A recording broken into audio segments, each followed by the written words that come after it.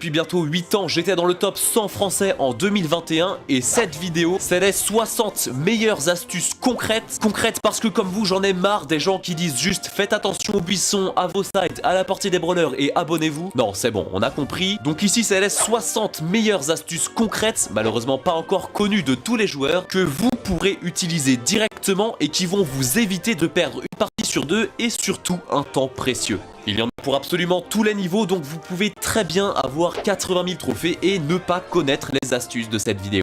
Alors, on y va. Avec Billy, il y a un petit combo super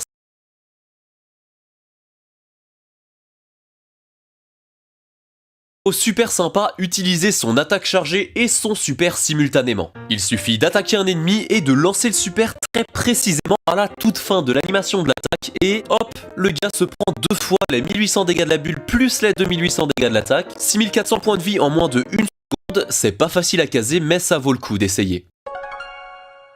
Alors, ce petit tips là, je suis sûr que 99% d'entre vous l'ignorent, je l'ai découvert en testant des brawlers dans la zone d'entraînement, elle est un peu dingue. L'attaque de Poco a une plus grande range sur les côtés de l'attaque qu'en plein milieu. Ça va aussi pour Franck et Emery et ça peut vraiment faire la différence.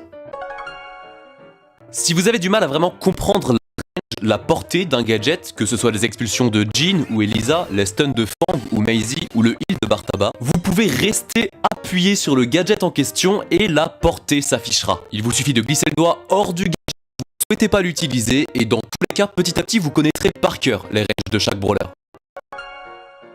Si vous trouvez que le tips de Billy attaque plus super pour infliger 6400 dégâts fort, laissez-moi vous présenter une petite astuce que vous risquez d'aimer. Quand Surge est palier max, il suffit de tirer sur les adversaires avec 7 angles très précis. Ça inflige en une seule attaque plus de 7000 dégâts et ça c'est sans boost, sans hypercharge, sans rien, juste une attaque. C'est complètement abusé. D'ailleurs ça fait écho au prochain.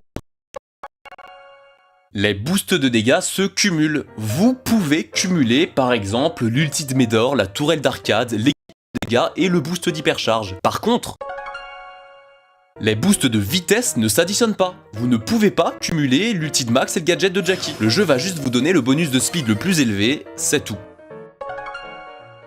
Pour les invocations comme l'ours de Nita ou la tourelle de Jessie, même quand on est trop loin et qu'on ne les voit plus, on peut vérifier s'ils sont encore vivants. Pour ça, il suffit d'appuyer sur le gadget, si on est trop loin, le jeu vous le dira, et si votre invocation s'est faite détruire, le jeu vous le dira aussi. Beaucoup pensent que le gadget balle d'argent